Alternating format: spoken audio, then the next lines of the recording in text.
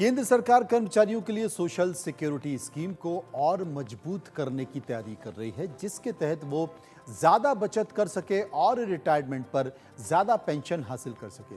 श्रम और रोजगार मंत्रालय ने, जिसके मंत्री की मनसुख मांडविया हैं, ज्यादा से ज्यादा कर्मचारियों को ईपीएफ ईएसआईसी के दायरे में लाने को मैंडेटरी बनाने के मकसद से ईपीएफ और ईएसआईसी के न्यूनतम वेज लिमिट को डबल करते हुए इसे 15,000 रुपए से बढ़ाकर 30,000 कर सकती है।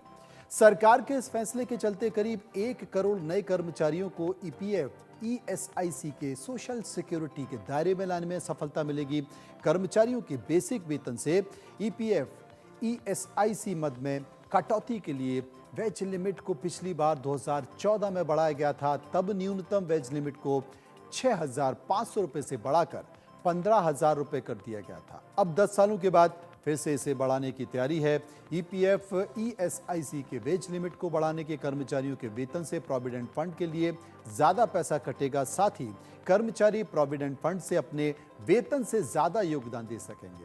एम्प्लॉय प्रोविडेंट फंड में कर्मचारी और एम्प्लॉयर दोनों को ही योगदान करना पड़ता है और ईपीएफ में कर्मचारियों को अपने बेसिक वेतन का 12% कंट्रीब्यूट करना पड़ता है।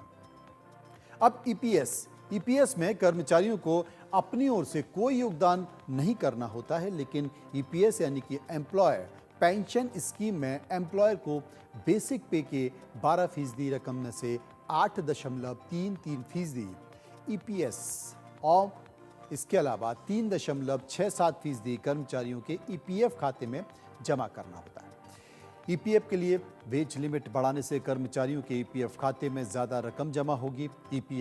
ईपीएस की वेज लिमिट को वो सीमा है जिसके तहत कर्मचारियों के लिए ईपीएफ ईएसआईसी में अपनी ओर से कानूनी रूप में योगदान देना जरूरी है। मौजूदा समय में अगर किसी कर्मचारियों का बेसिक वेतन 15,000 रुपए से ज्यादा है तो ईपीएफ से बाहर रहने के विकल्प को चुन सकता है वो, लेकिन अगर वेज लिमिट को बढ़ाकर 30,000 कर दिया जाए तो ज्यादा लोग ईपीएफ के दायरे में आएंगे और मौजूदा समय में 7 करोड़ सब्सक्राइबर ईपीएफओ के सदस्य हैं।